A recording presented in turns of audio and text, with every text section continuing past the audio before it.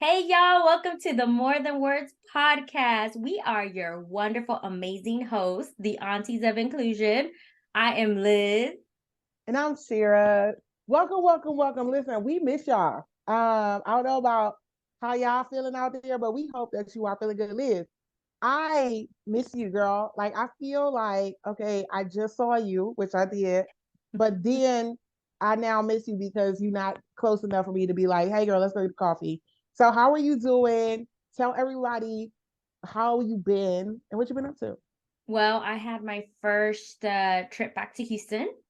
So I was only there Yeah. for a week and it was whirlwind. And I know I saw you last week, but also a lot's happened since then. So I feel like I'm really disconnected from you too. And then you've been real busy this week too. I Girl, you did. dominating the world or what? I am. Listen, the world was dominating me this week. I ain't gonna lie. I was like, I hit a wall and I didn't know. I was like, listen, sometimes when you so tired and like you've been in the trench too long, like you in a project and spreadsheets and version 45 versus version one, and you just tired.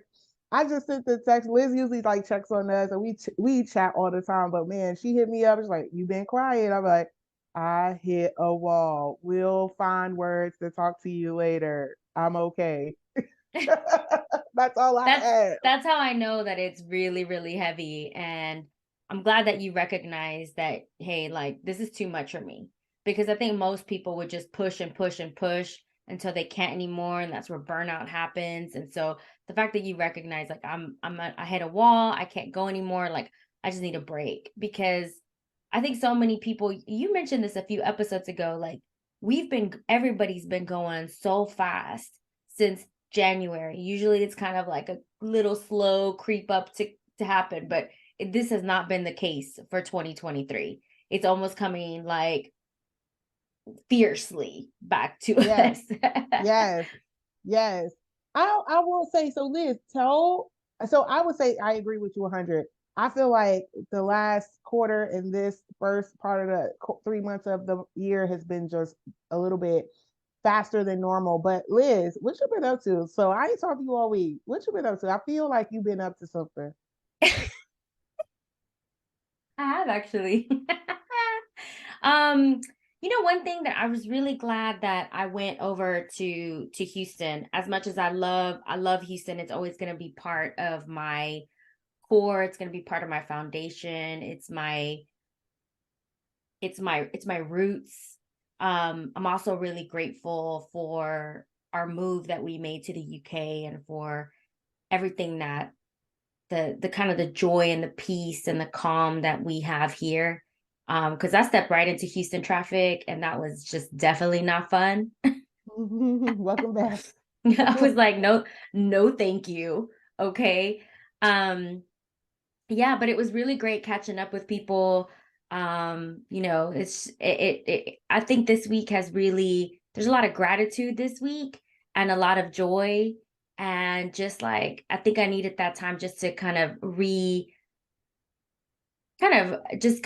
reaffirm my whys, and also, to remind me like this is joy, this is what life is about, and this is why we did what we did. And but the beautiful thing is that I have both worlds. Hmm. And how lucky am I to say that I have a home in two places. Well, actually, it's not a physical home, but like a home. First of all, I am so happy for you because when you came, first of all, y'all, Liz came in to Houston and she was looking so good. You hear me? She was like hair dye, skin vibrant. She was so cute. I was like, okay. And then, of course, the boys were fabulous and taller than the last time I saw them, which I didn't care for. I was like, y'all need to stop that. Don't grow anymore. But yes, it was great to see you and the family. Shout out to Mama D and everybody who welcomed me at the house. That was the first time I got to see the whole family, and they got to see all of this. And they welcomed me pretty well. And I ate so many nachos. Just FYI, don't act. We'll tell you another day about these nachos. But listen, they knew me at the end of the day. They knew me. They knew me. So listen, Liz, we have somebody, a special guest here today. And for those of you who are on YouTube, and if you're not on YouTube, you cannot see this screen here, which is giving a little bit of the surprise. Okay, look at them nails. Okay, something's happening. So if you want a podcast, you're missing out. Just want to let you know, FOMO, FOMO.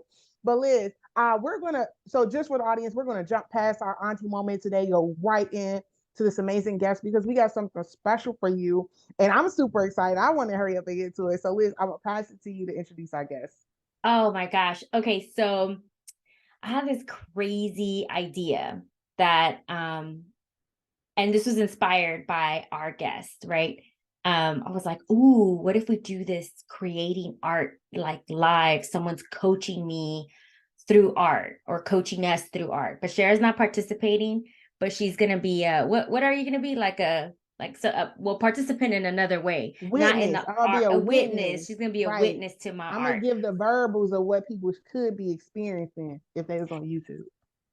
Well, yeah, like hop over to YouTube, go to our webpage, morethanwordspodcast.com, hop on our YouTube link, and then you can see all those amazing things. You can see my earrings, you can see Cher's Yes, beautiful yellow sunshine over yes. there. We You can giving see we the giving other all that camera. today. We're And giving those the high-end nails. artiste Frida Calor, like, Yes. that. And I know Hey, art's very, very Calor. important to you. Que calor. Yeah. So anyways, this person is someone that's very, very important in my life. And I haven't known this person for a very long time. She is a CDI alum, and she actually, shout out to CDI, yes. She actually was my peer coach. So she coached me because in CDI, we coach each other so that we can grow and learn together, right? That's why the closeness and the connection happens so much aside from those sessions that you're in. And so we have Erika Powell. So she is going to come on camera shortly. But I do want to say a little bit more about how I met Erika and how we connected, right? Because this is all virtual. She's in the Bay Area. I'm in Houston. And, we're very far away from each other, but somehow we just connected so closely. And talk about a phenomenal coach, just someone that she always asks those questions that, make you like, your sweat and your body shape is like, she knows exactly what I'm trying to say, but I don't know what I'm trying to say, but she's trying to figure it out too. And she's just a phenomenal coach. And I became such a better coach because of her as well. And because she pushed me. So I want to bring Erika on. Welcome, Erika, to the Welcome, Northern Words Erika. podcast. You know what, Erika? You are right. We do need music. Don't burst. See, Oh goodness. this is why Erika and I connected because we Clearly. love to dance. We Oh love my to have a goodness. great time. We Listen. like Yeah. colorful things. Yes, but soon you're gonna get the boop boop boop boop. That's what you really want. I know that's what you really want. Don't Erica, don't get involved because she wants to get that sound machine thing. That was one of the first things she wanted to buy when we were doing this podcast. I was like, so should we get mics first? Like, no. She was like, I was like, we no, need I a want sound like a machine. DJ sound machine, like wonk wonk wonk She wonk. sent me I a think whole that's a kit, good Erica. investment. I think that's a good investment. That would be good. Oh my Well, goodness. Erika, thank you so much for coming on our podcast. Welcome to our podcast. We're so excited to have you here. Thank you. Yay. I need to be So here with the Erica, two of you. well, first of all, it's Dr. Erika Powell, okay? Because we listen, Hi. okay, Dr. Erika Powell. So we did not know that. I didn't know that before you changed till you popped up. I was like, okay, I'll get those credentials. So first of all, Dr. Erika, we love our guests, and we always start off with our two favorite questions. And the first one is, what are the top 3 dimensions that are important to you at this moment, or you lead within the world? And the second part of that question, just so that you can flow with that, is like what stereotypes that come with that impact you? So my top 3 are race, because as a Black woman, how could I not think about race? It affects everything from how I'm perceived in the boardroom with my clients, wherever I go, down to just the other week, I was trying to get ice cream and I was like, oh, that's interesting. He asked me to wait and he served other people. What is that about? And I love ice cream, so I felt some type of way. So race is in my top spot. Then for me, it's also age, because I'm getting to be of a certain age. If y'all know, you know the throwback. Some people will get it, some people won't. It's okay. A woman of a certain age, Google it. Um, and as a woman of a certain age, I've noticed that after Christmas, the tinsel never shook out of my hair, and it just kind of like stuck. And with that comes things. I think the age and the ability are being tied together. Like I'm noticing things about myself. I'm noticing things about my body, things that I used to be able to do, like go run hard. I can't do that. I need naps. I need my current existential crisis is, what am I going to do with this weekend? Do I go to the self-defense class, or do I just stay home and chill, or do I go to the African dance class and then take a walk and rest? So my life is changing, and I'm very much aware of that from an age and ability standpoint. In Well, terms of stereotype, oh, go ahead.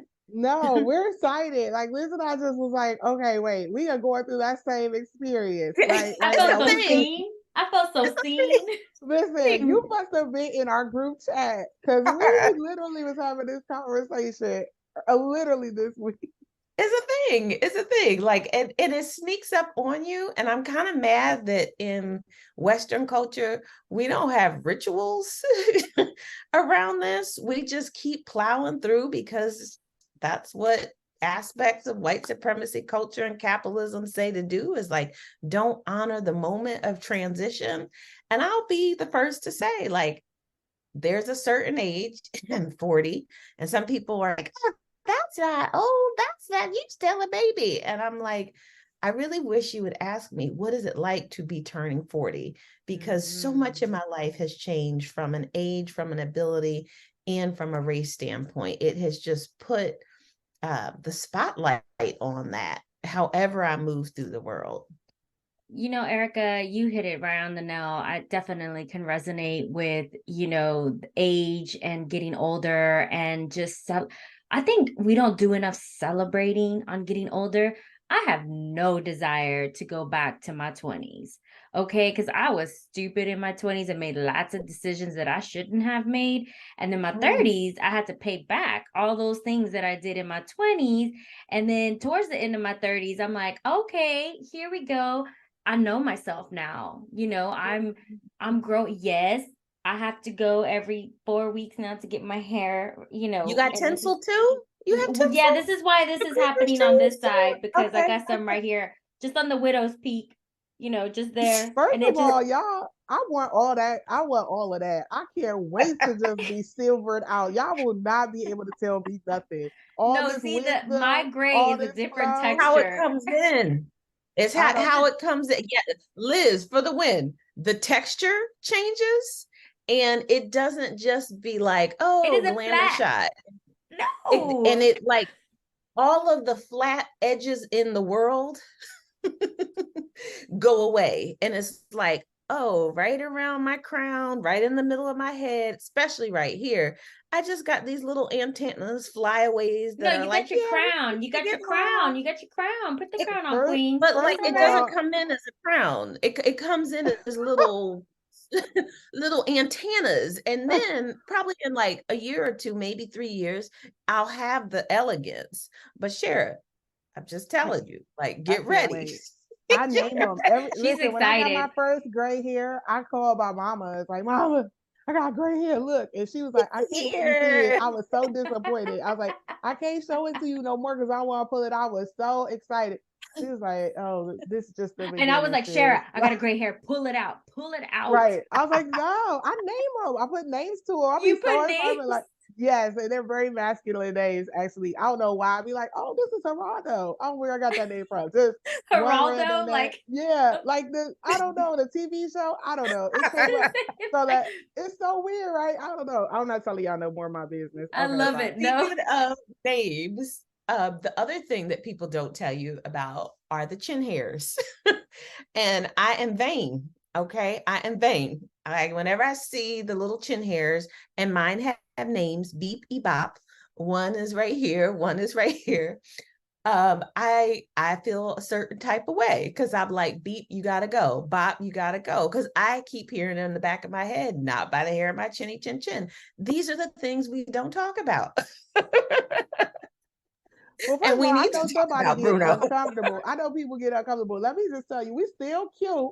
We still Still fly, do. and with Chin hairs and nothing going, all. all of it. We still get all the attention and all the listen.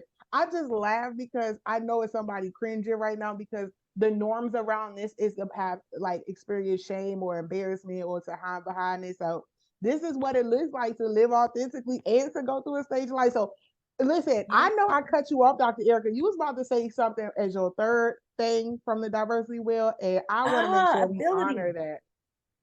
Yeah, ability. So I feel like since the pandemic, ability has been really spotlighted for me on with regards to mental health. Like my anxiety has been out the roof at times, and that affects how I move through the world. And I also experience depression. So when I'm working with folks, I really have to be careful how much I take on. And there's still that, I guess, notion in the back of my head of like, well, this isn't a thing. Just because you have anxiety or just because you feel depressed, that's not enough to like cancel a meeting. That's not enough to not take on a project. That's not enough to really align with the things that are part of your purpose. So I'm feeling that. I'm feeling that along with the rickets and crickets that come with age. Like, ooh, my knees.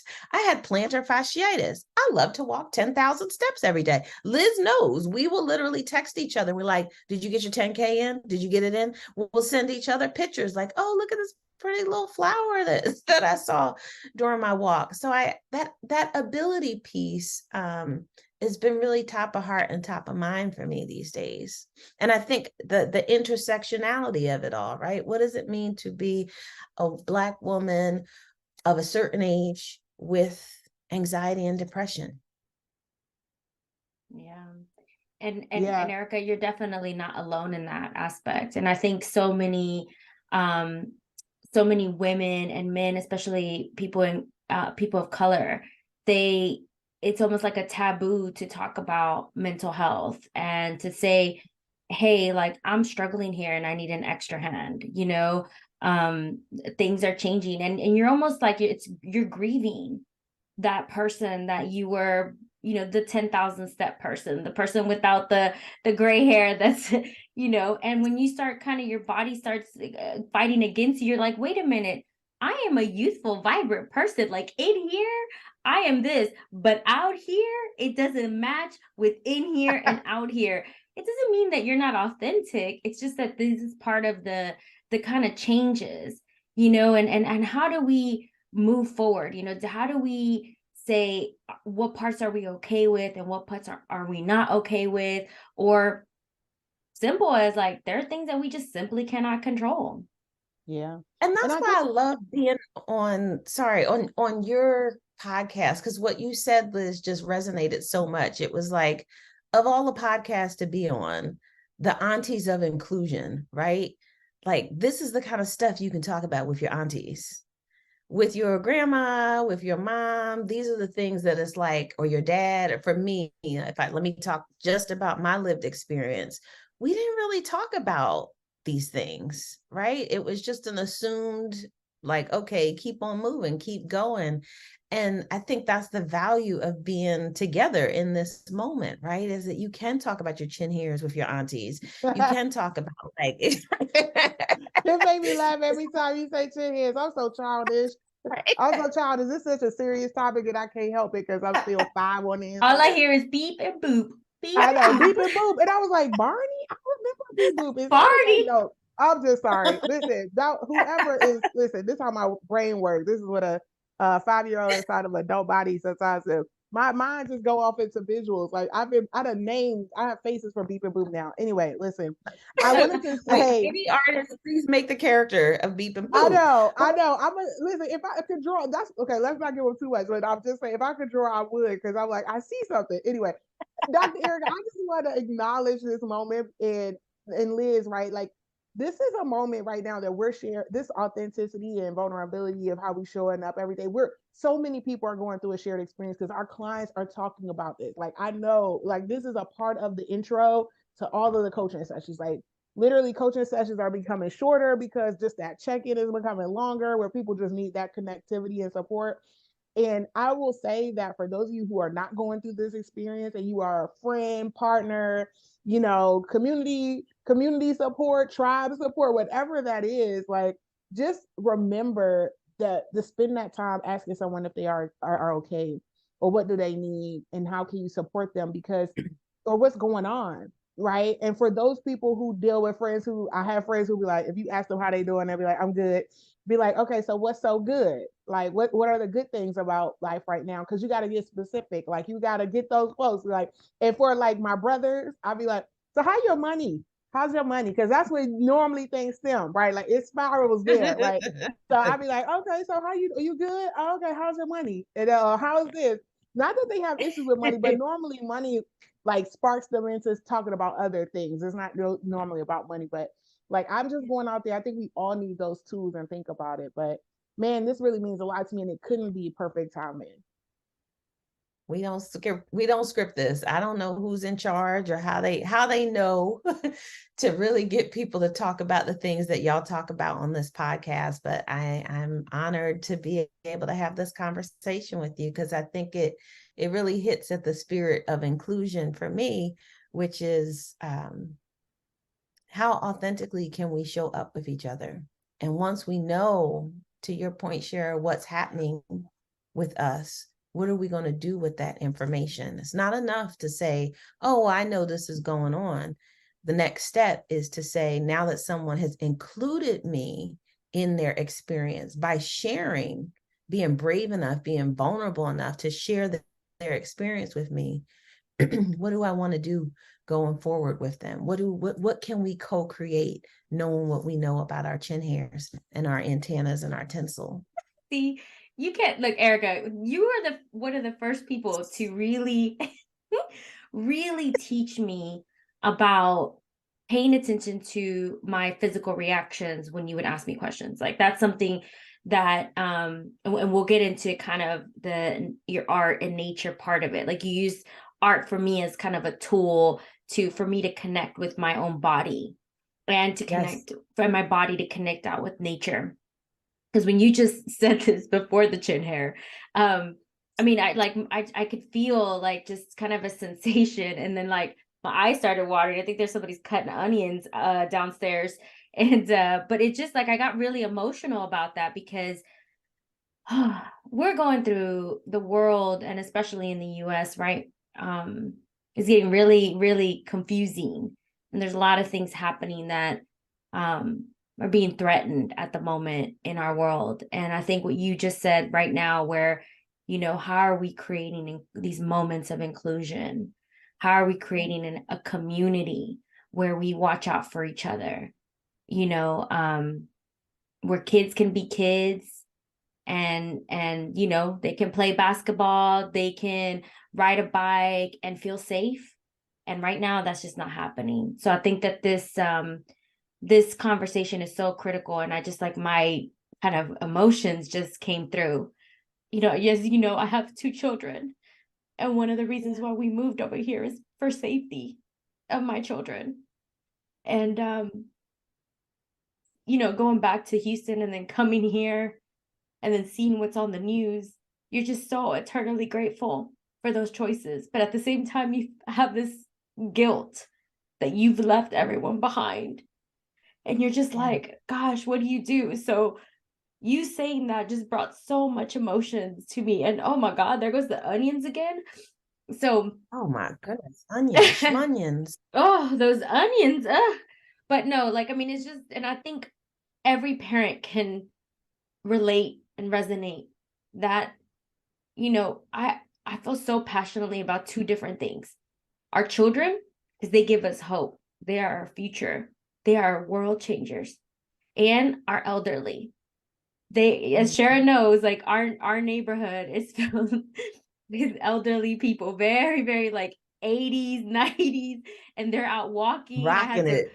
They're rocking it. I had to go help a lady walk her to her house and carry her groceries, but she was adamant that she wanted to walk. I was like, okay, okay. So like, she didn't take me up on the offer of like walking with her, every day, but that's okay.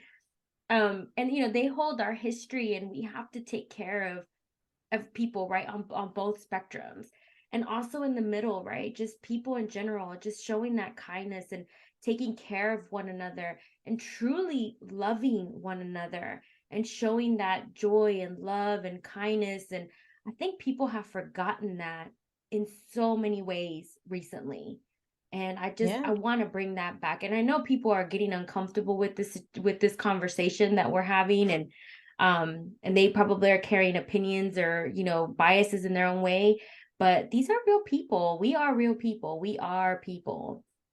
Yeah. So anyway, Yeah. so thank you for that. Thank you, Liz, because it strikes me that this is the real moment. Like, this is the moment. Or what is it? Hamilton says, this is not a moment, this is a movement. Like, this is the movement / moment that we're living in, where everything has been turned upside down and disrupted, that we have to see ourselves as the bridge between the young ones and those who are older. Like, whose responsibility is it to bridge those two worlds? And kind of how I got into art and nature was like, how do I not get overpowered by the emotions that come up, the grief, the sadness, the anger that I feel when the young man down in Kansas City knocked on the wrong door and gets shot? How do I not get taken out by that wave? Exactly. And for me, art and nature have always redirected me to our greatest power is that we can create in this moment.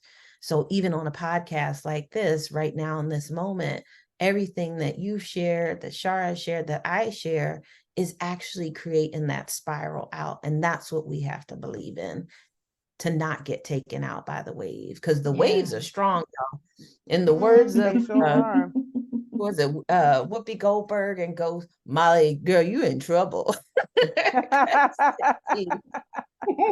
But Erika, It's true yeah. though. It's so true. The wave. I love any analogy about with water and movement, because it's that feeling that it's overtaking you in some cases, but the fact that it recedes, right? And it gets low where you can take a step back and see everything the way that, in a space where you feel like you have a little bit more time and control, and the a bigger lens, right? When it recedes. So I love those analogies, but I do agree there's a collective drowning, right? Overflowing of just information and social responsibility, and your unique identities are being challenged every day in a time where, when you get comfortable with one thing, you're navigating another thing. So, honestly, I'm excited to hear about Dr. Erika, about how you use art and tools, because I'm not sure about all of you, but sometimes even I found that my toolkit doesn't serve me for some of the things that come up now in my life. Now that's a And word. now That's a word. yeah, it gets a little scary when you're like, I done did all this growing, I did all this That's learning, right. I got all this network, and I'm like, this tool don't work no more. Like, I'm not No. throwing it away, but it just don't work on this thing. I That's a agree, word. Ashara. Like, I felt like that this week, where I was so disappointed in myself, almost like saying, man, I journal, I'm praying, I'm meditating, I'm going for walks, I'm taking deep breaths, like I'm reading positive things, I'm doing all these things, and yet still here I am spiraling. So yes, I completely agree. So Erika, can you share with us a little bit on how you kind of connect art and nature and Yeah, it is such a perfect such a perfect question. And Shara, I love how you said, like, the things I'm doing is not working. And Liz, when you talked about that spiral, so how I found art in nature was precisely that. The things that everybody said to do, go to therapy, go do this, go do that. It wasn't really doing it for me, or it was only moving me so far. And or real talk, to get a good therapist costs a lot of money. And I did not have that. I could not afford to pay out of network, because in this country, our healthcare system and our insurance system is a total racket. So I had to find ways to connect and save myself. And I had to find ways to look within. For me, I noticed around 2018, I got very sick. I was living the dream, y'all. I was like, regional training manager, doing all the things, traveling to Seattle, traveling this place and that place. And my blood pressure was, I think at worst, I hit, like 160 over 90 or maybe even 110. Like I was literally 36 years old, or 30 something years old, do the math. And I was really in danger, and I was starting to experience the beginning of burnout. And I knew, oh my gosh, I need a change. I need to do something differently. Or else, I remember a doctor told me, you get it underneath control, or we'll get it underneath control with medicine, or life will get it under control. And we don't want to leave it up to the elements, because young people do have strokes. I had a colleague that had a quadruple bypass, and he and I were about the same age. So that was a real wake-up call for me. I've always naturally been drawn to art. I think it was probably one of the first things that I said that I wanted to be when I grew up, was an artist and a writer. But my dad, like many dads of color, particularly old school Black male, wanted to protect me and said, you want to be an artist? How you going to make money? You got to make money. Because that was something that, was important to him. And as I start to adult, I can see the importance of it. So I went the academic route, right? Let me go get a PhD. I got a bachelor's, and I got a master's, and I got a doctorate. And then let me go work in corporate, because dad said, I got to make money, go make money. And making that money was actually bringing me down. And again, like I said, I knew I needed to make a life change. And so just simple walks. I would remember being in meetings, and I was like, oh, I can't even hang on. Like I couldn't even listen. That's how far gone I was. And so I just started doodling. I would doodle the main points of the meeting. And that's really how I started. And since then, it has been my saving grace. It's the one thing that I know I can do with me. I don't have to wait for somebody to say, like, here's your crayons. I can actually pick those up. I don't have to wait to go for a walk. Even when it was raining a few months ago, like I could still get out and walk. Oh, that's so beautiful. That's so beautiful, Erika. Thank you for sharing that. So we want to go into kind of a little bit of an example, Are you right? feeling frisky? I'm ready. Y'all have me with Okay. the onions. I'm ready. I got all my colors. Okay. Well, tell the Have y'all people noticed that downstairs to get the onions ready. I have no non-bold colors, just so y'all know. It's like, That's all I right. love the colors. I can't wait to see what you're going to put together. And though, for those of you who are just joining us, first and foremost, you done missed a lot, so you need to hit that 30-second a lot, boom, boom, boom.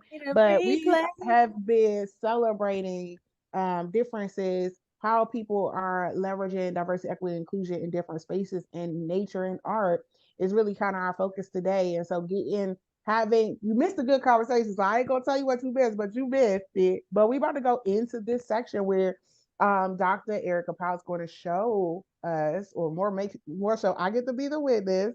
Liz gets to show her fabulous, luxurious we're gonna have to do a redo of this, okay? Because I just want to warn everybody. I know Erika's gonna tell me everybody's an artist. You got it in you. But Don't steal my lines, Liz. Okay, yes, but like my art is like a little stick figure. And I'm like, Picasso. Eso. Yeah, so the activity that I prepared for you, Liz, and for anyone else who's listening, grab your markers, grab your acrylics. Like Shara said, re-listen, replay, catch up. Thankfully, this will always be here in virtual space for you. You can follow along live or you can play at your own pace. But it really is an activity designed to help you start to see, Liz, how art can be a medium for intercultural dialogue and how it can help us approach the unfamiliar and those places that might be outside of our comfort zone, because art is a powerful tool for that. I won't get into the research on it because it's more fun to make the art, but I will recommend one book. It's called Your Brain on Art, and it goes into all of the neuroscience and all of the biology about art. Yeah, What I will say, we'll post a link on that book on our website for oh, that would sure. be great. Yeah, it just came out, and it's fantastic. One of the things that I extracted from that particular book, and I always knew it at my core, but it's great to see it validated in writing, because sometimes I come up with these ideas and I'm like, sounds cool, but it sounds a little out there. And then when I see it in writing, I'm like, okay, yeah, I wasn't out in left field. So, anywho, here's the quote that I'll read to you, and then we'll start to just really get into our experience. I'll do a little bit of container building so that you can get into the pool, and then we'll play. So, I'm the quote ready. that really struck me from this book is one by a person named Richard Kamler, and they wrote, "Art is our one true global language. It speaks to our need to reveal, heal, transform. It transcends our ordinary lives and lets us imagine what's possible." And that's what we'll be playing in today, the space of healing, transformation, and imagining what's possible. I have seen art change my life. So just by actively doodling, again, like you said, Liz, just making stick figures, I have been able to change the course of my life just by getting out on the land and taking a walk. I have been able to get my blood pressure down from that wild number to a few months ago. I literally cried in the doctor's office when he said, "Oh my goodness, your blood pressure is exactly where we want it and need it to be." And Wow. that meant a lot because I had put in the work. So art can and will change us. Like you said, Liz, stealing my line, everyone is an artist. I believe that at my core, because really art is simple. When we break it down into its smallest parts, art is just line, color, shapes, patterns, location, and working with space. So leaving things blank, shading things in. That's all it really is. And that's all I'm going to be asking you to come back to and play with today. You got your pens. If you're playing at home, you can use you got the heavy stuff like the watercolors and all that stuff. Look at her doing the little pen dance. And of course she would pick pink. I love it. I love it. I love it. Couple of ground rules to kind of keep in mind as we start to go through the coaching and the set of questions that I have. One, there is no right, there is no wrong, there is no good, there is no bad. And I'm going to keep coming back to that as you put stuff down, because you'll probably have some narrative and some script. And talk to us about your process as we get into it. Other thing is that I want you to use this experience as an opportunity to give yourself freedom to create. So this is an exercise of self-liberation. I want you to go with the flow, even if something surprises you, or even if you have a strong emotion. And even if you're like, "Oh, why is this coming up? I wanted to talk about that." We're just going to go with the liminal space and whatever the flow wants to show. And don't get caught up in form is the last guideline or principle, right? So it doesn't have to look like anything, Liz. It doesn't have to look like a tiger. It doesn't have to look like a heart. You really just want to trust your hands and the colors that you choose to move you around the grid and around the canvas that we're working with. So Shara, your job is to watch and listen and connect with what Liz is creating. And you may also make some observations around how what Liz is creating connects to this meta canvas of our life and the life of your listeners. So are you ready? You ready, Yes, Shara?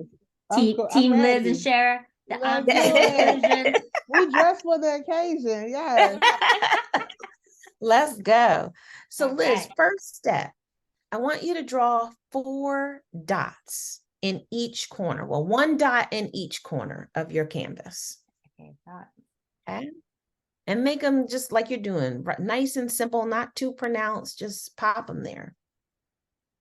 And this step really helps focus us. It's a step and a technique that I borrow from Zentangle.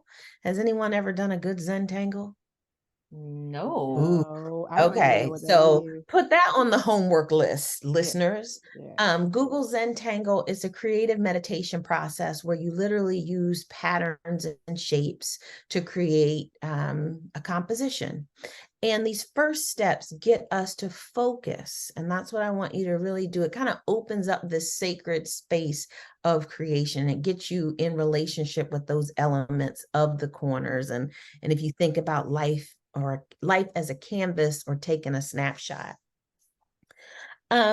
Next step for you is I want you to connect those dots corner to corner, or if you're feeling frisky, you might do a diagonal. I don't know what'll How come up. does she You don't know? know what'll come How does up. she know? Like, How does she know I your don't face is follow? like it. I don't follow the rules. I Now, don't say hold on, because I know you like to. I know you like to break the rules because that's why we're friends. You can connect with a straight line. You can create with a squiggle. You can create with a zigzag. You can connect those however you want to connect them. Oh, I like So that. go I ahead. like the Keep little going. zigzag thing. I Yes. will say though, observation is that just even in trying to disrupt, still being a straight line, using a straight line first. It's Yes. kind of our nature to just kind of start with what we know would be Linear. acceptable and be linear, right? Yeah.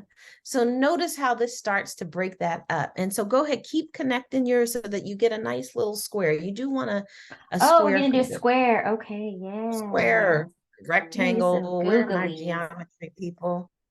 Yeah, Yeah, so for sure. those of y'all watching, I'm not watching, which go to YouTube, but she is definitely doing like these staircases across or through the boxes and then around just different types of squiggly lines to kind of frame it all out. But if you think in my mind, it reminds me of the edges of a stamp. Now listen, I'm dating myself. If you ain't used the stamp, then you don't know what I'm talking about. Go Google it. But there is some edges and Whoever ridges has to those the Lisa Frank yeah. coloring boxes, that's what that's what you're getting. I feel Okay. so personally attacked. I I just bought just stamps. They had dogs on them with hearts. first of all, I had to call my mama and ask her, where do you get stamps from? And it was after I said it, I felt like I should have said this out loud. She laughed at me. It was fine. It was fine. All right, so that's step 1. Now, step 2, we're going to get a little deeper. Step 2, I want you to make a decision about how you want to look at your canvas. There are 2 ways for this. You can go vertical or you can go horizontal. Always When go you go vertical. vertical, okay, yeah, go with your gut. When you go vertical, typically we start to look at the harmonics of a situation and you start to analyze and you start to look at the step by step linear sequential ways of looking at the world or the canvas. I think the When camera you, has it horizontal, but I'm looking at it vertical. you're looking at vertical, okay.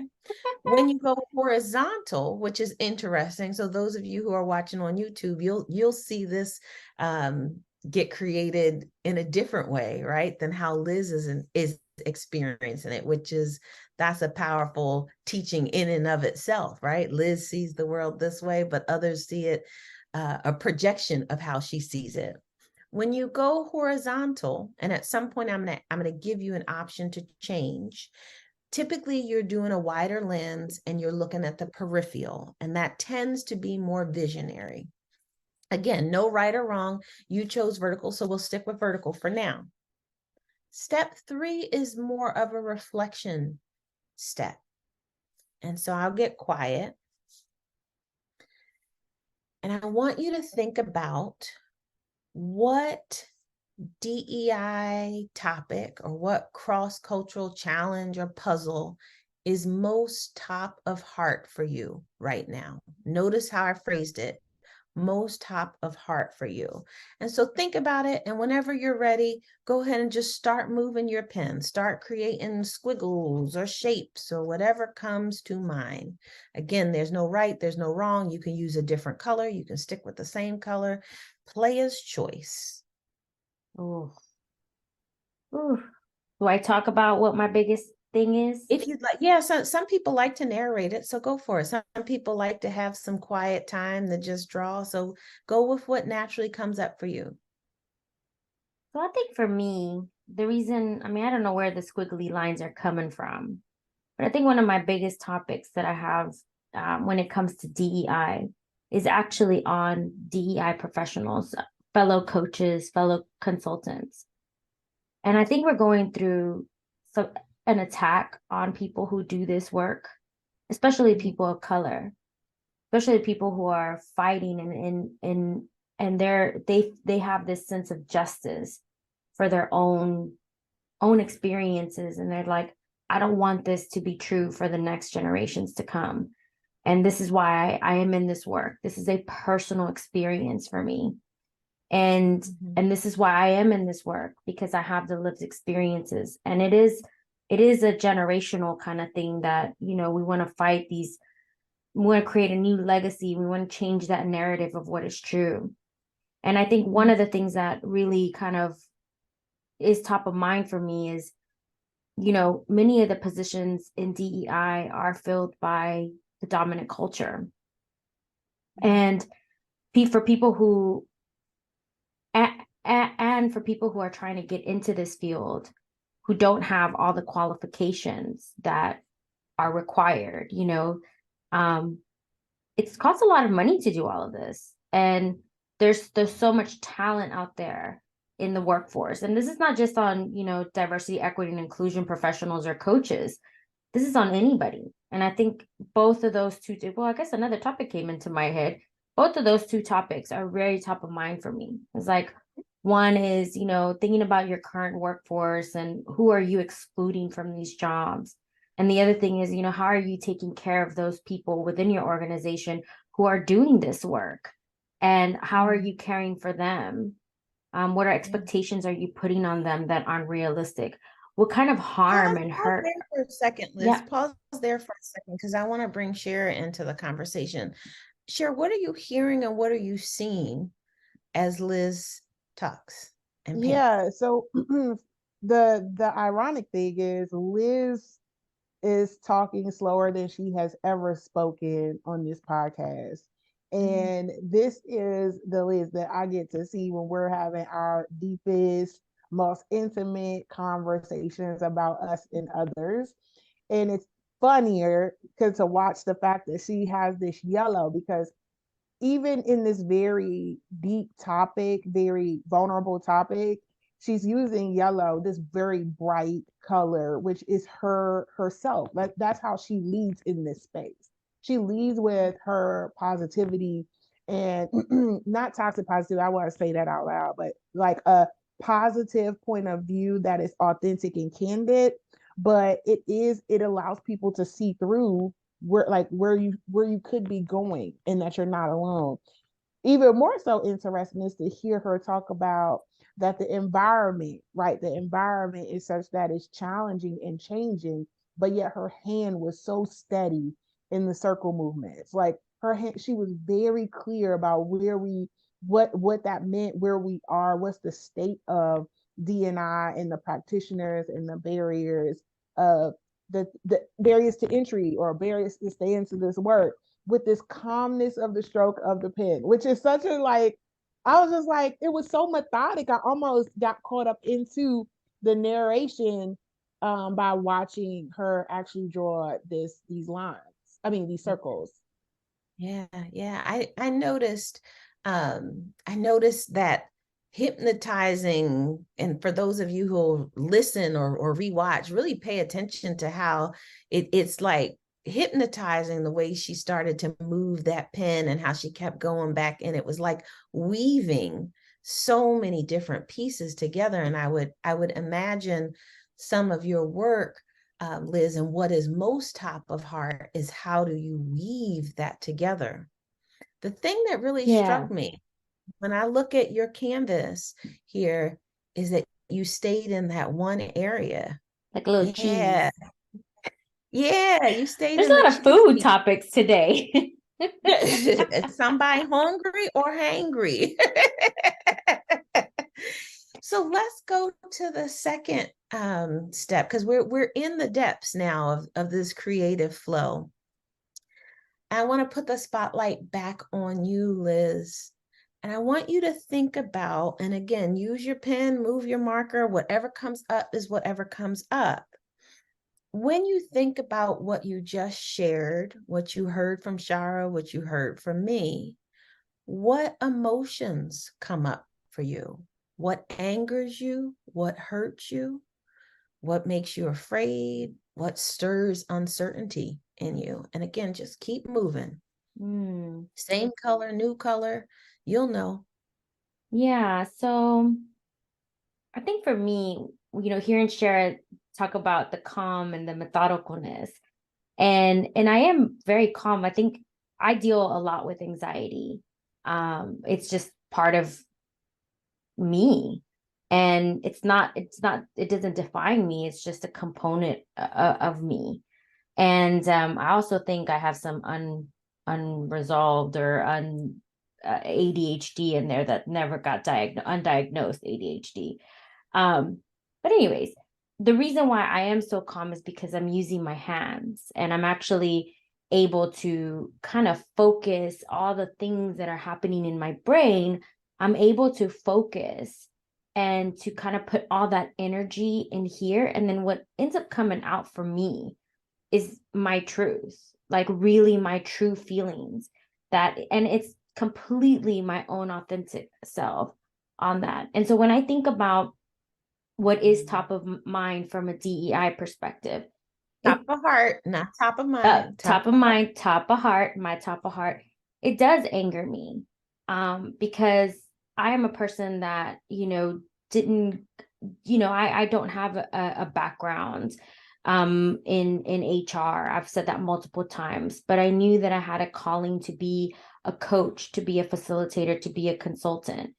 And so, I also see too, because I have a network of people who are amazing coaches and who are amazing facilitators.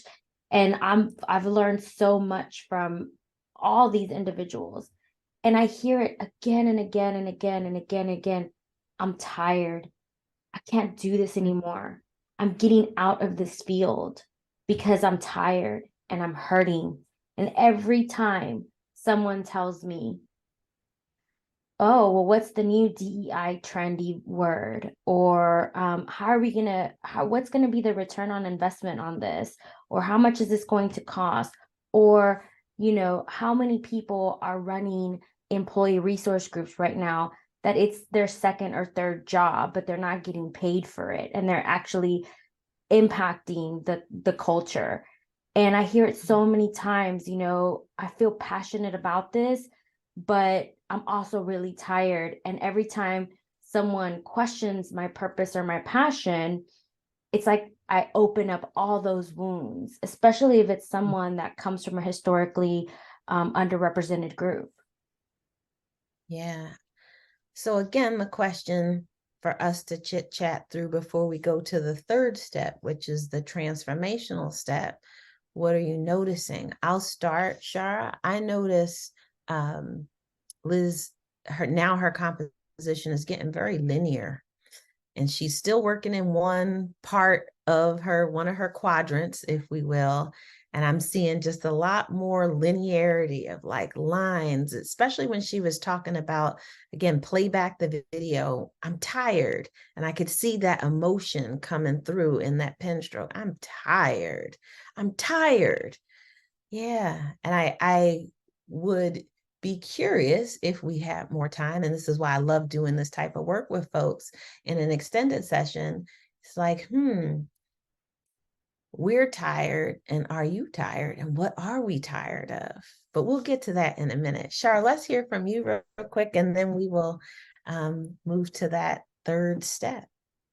Yeah, I saw the same thing. I actually got like a tear fell from my eye. I didn't even know it came. I was like, what is going on? This is my girl. Like, but what it was the hand strokes, right? It was not the words. I've heard, we've had these conversations, right? This is our journey, and this is part of our individual journey, but our shared journey together, and why and a part of our purpose in this work. But what I noticed is that the strokes became a spider web. And so I just kept seeing all of these interconnected pieces, and just seeing how she's creating these new lines on top of, some existing lines, and they just building this web. And it really was starting to go along with the narrative of like, we are working so hard, so diligent, and we're trying to be a part of this in every angle, individually, collectively, and community and family. But but there is so many more things that we have to tackle, or that's barriers or those types of things. But I was optimistic because at the end, that's where the tear came, is that she was just navigating this thing. Like, this thing was like, hey, it's a spider web, it's complex, but you know what? It's just growing, and it's just getting, and the fact that it's green maybe is also very much so just like telling me to go. Like, it just says we just gonna keep going. And no matter how complex it is or what people ask us, but yes, it's exhausting, but let's just go. Like, we're in it, So it was this like beautiful moment. It's like, this is my friend telling y'all some things that we talk about behind the scenes, the authenticity, but y'all get to see actually the lines and how complex we know this place to be, and we just like, green, go for it. Like, we here. The image that popped in my mind was the image of the pyramids. Like, we are building new pyramids or bricks. If you look closely at that, it's like, oh, when you put bricks or when you put stones into a pyramid shape, or the Mayan ruins in Mexico and Guatemala, that's what I'm seeing in there. And I want to move to the transformational step, because I know we only have about 10 more minutes before we land the plane. And I want to honor your time. But one of the things that's important for you to remember, Liz, Shara, anyone who's listening or watching, is that there's a real transformational power in art, even just through this conversation, even through this drawing. And I want to give you an opportunity to experience that art can actually create new possibilities. And I want to give you the opportunity, Liz, again, pick a new color, you stick with the same color, go with what is flowing for you. And I want you to answer this question. What do you need or want? Given all that you've shared, all that you've heard, and Liz, Liz, you've been in a vulnerable position, because I know you usually like to talk, and I'm like, let's just let her receive right now. Let's just let her get the mirror, because that's what a good coach does. Like, here's I'm the telling mirror. y'all, Here, Erica was we're my kind of mirror. breaking the ICF mold here. Like, I know, they're supposed to speak, but like, we want to give you the opportunity to understand how your art, the art of your life, the canvas of your life, what you see, what you feel, what you hear, what you experience, is impacting other folks. And the question I want you to play with right now, and again, you can go anywhere you want. You can turn that canvas. You can work in a space that you haven't worked before. But I want you to really sink into this question of, what do you need or what do you want? That's powerful. And I think what both of you said is completely right. I just didn't know that that's what I was actually thinking when I was drawing this. But yes, like I thought about kind of this is kind of, it is like a web, right? And it is almost like you're building on top of something that's so wonderful. you're building something new that is so wonderful and powerful, and we need to continue keeping to do this work. And I think what I need, and I think, and I hope, but I don't want to assume that everybody else needs this, is that community and that calm and the peace and the joy, because those are things that people can't take away from, you know, and showing each other, you know, I talked about this a lot earlier today, was about that love, and how we protect each other. So I got to spend a lot of time back in my my stomping grounds when I was in Houston. Shout out to the North Side. And you know, I got to recall all the, like, kind of my experiences growing up. And in this small little street where my mom is at, everybody watches out for one another. And we're a community. And so how I see this with other people who are coaches, who are DEI professionals, who are doing culture work and inclusion work, that we have to stick together. We have to continue doing this work. That we can call it whatever it is, but we know ultimately where we want to go and what we want to achieve and why we're doing this. Because the thing is in that little street, it was full of people who immigrated from all parts of Latino America. And there's this kind of joy and this power that comes in this neighborhood, right? They're not the richest, but money-wise, they're struggling, but we watch each other, well, we watch for each other out all the time. They don't have degrees, they don't have corporate jobs, they don't, you know, they're just trying to make it day by day and trying to put food on the table and trying to just trying to do their best to survive. And my parents were one of those.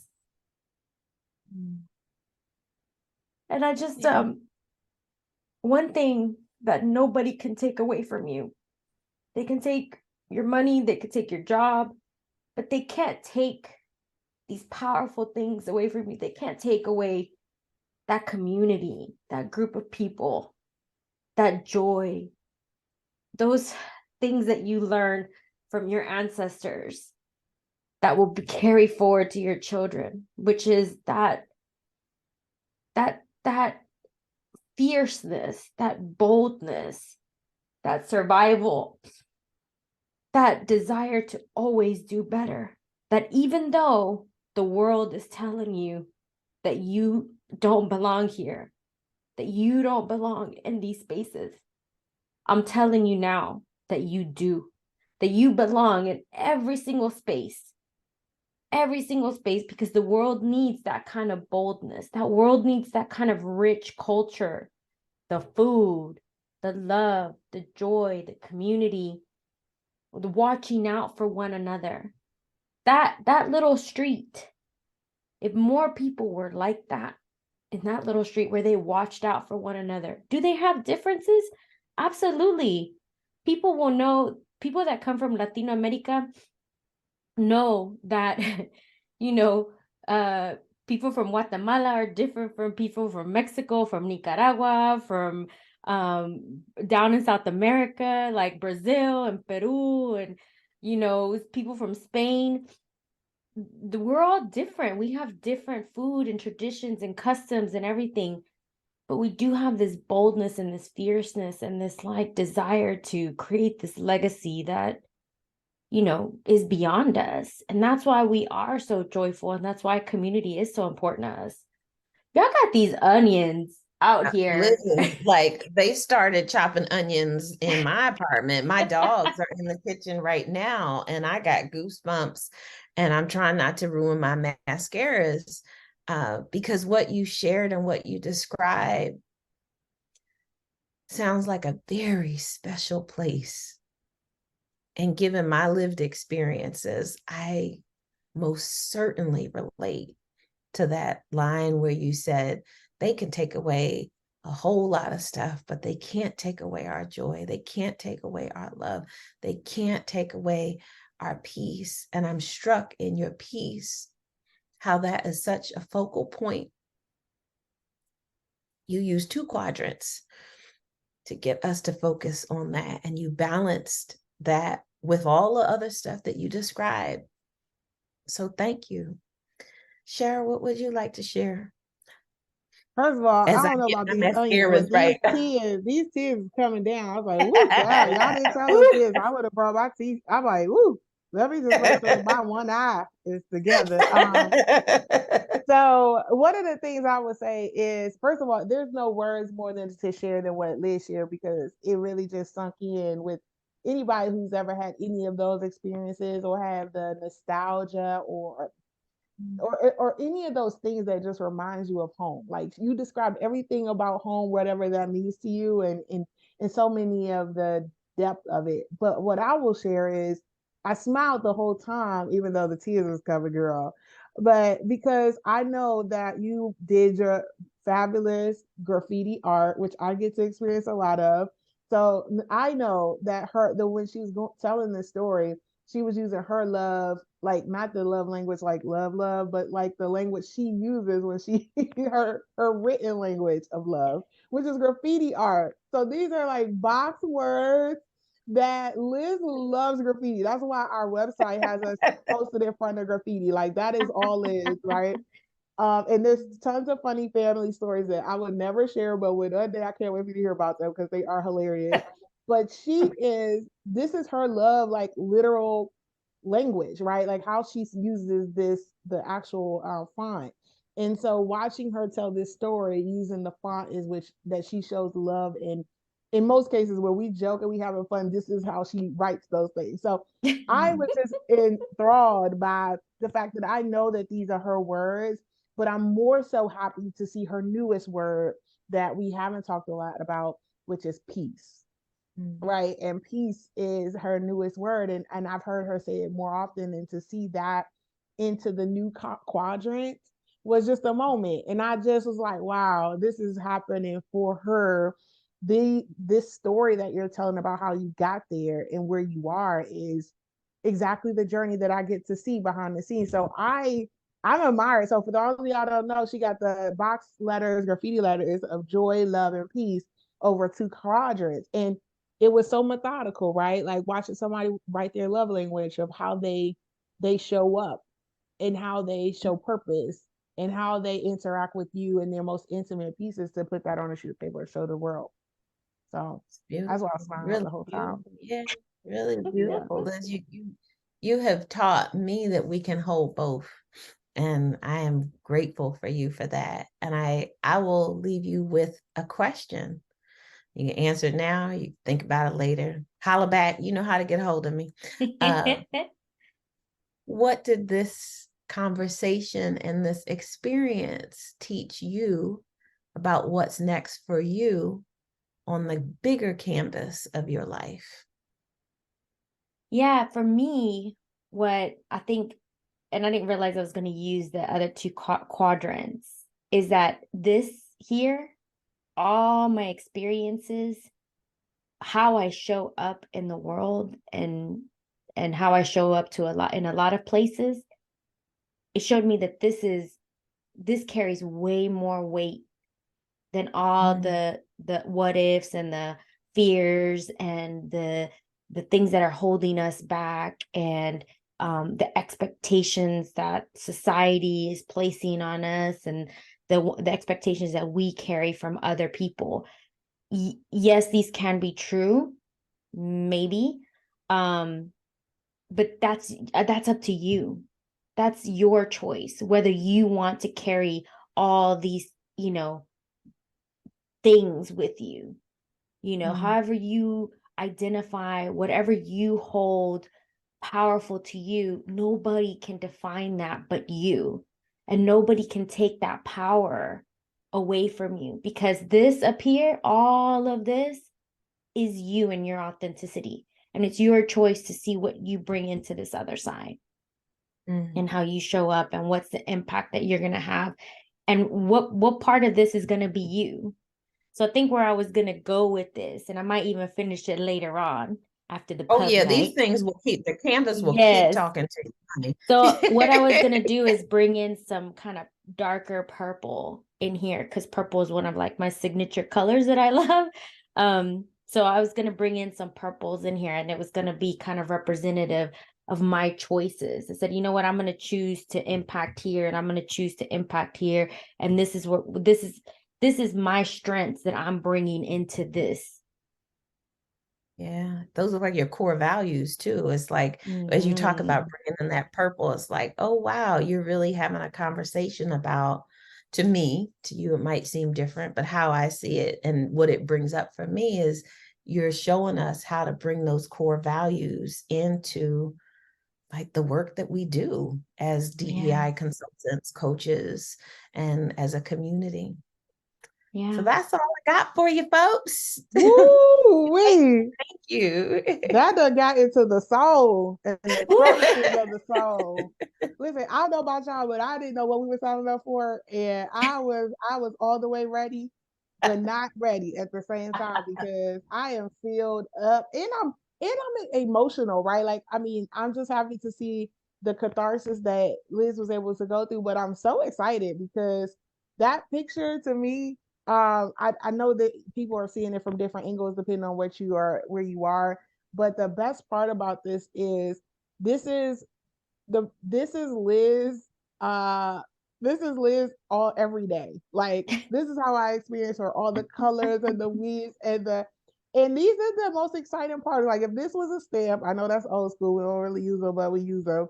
If this was a stamp and Liz added more purple, as she said, I mean, this is how I see her. Like, every day. Like, this is her stamp of how I see her. And the only thing I would add is that a vibrant like club neon light would be Oh, like yes, we got on some top of green in it, here. just like Yes, ma'am. it's just Mm-hmm. like in the vibration, the sound of Boom, music in boom, the boom. background, like all of that was just like doom doom. Like, this will be the logo in that type of vibe, and I'm like, that's my girl. Like, boom. And Oh so that was man. my reflection, is like to see art show up as a representative of a person and their experiences all in one place. I didn't expect that. And I'm glad that I had to go on that journey, and that you were so vulnerable to do it. And thank you, Dr. Erika, for narrating and guiding us through that, because even you play a huge role in that common voice. Like, I didn't know I needed that, right? Like the calm to listen and to be so focused on all the things that were happening, like all the sensory that was happening. So this was a moment, like this was a Yeah. real moment. But Liz, what reflections do you have that you want to share as we Whew. close? I'm gonna have to go and lay down on the floor for a little bit and meditate this. But I felt like this was so meditative and inspiring and just powerful. And yes, Shara, you are 100% right. The calm in Erika's voice is so powerful. I was very grateful and honored that, she got to peer coach me because this is what I got. Like, those sessions were so real to me. And she opened me up to see other perspectives, other sides of myself. And I think that this is such a powerful tool to use. And I hope that people, when you think about the things that you're going through, that you don't think traditional, and that you think outside of, well, yes, we have a box now, but that you think outside of the box, because what you get something so beautiful, powerful, and authentic and to you. And it's exactly what you want, as opposed to someone telling you how you should. We were talking about all these tools earlier that we had, right? We journal, we meditate, we do this, we do this. I have everything that calm.com tells me to use, yet it was not working this week.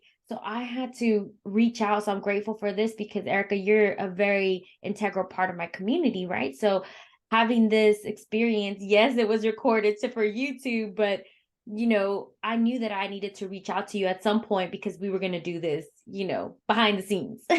So thank you, Erika, for this amazing experience. And thank you for coming onto our podcast and sharing a little bit about yourself and your story. Thank you. Thank you both. Thank you All so right, much. y'all. Catch us on morethanwordspodcast.com. See y'all later.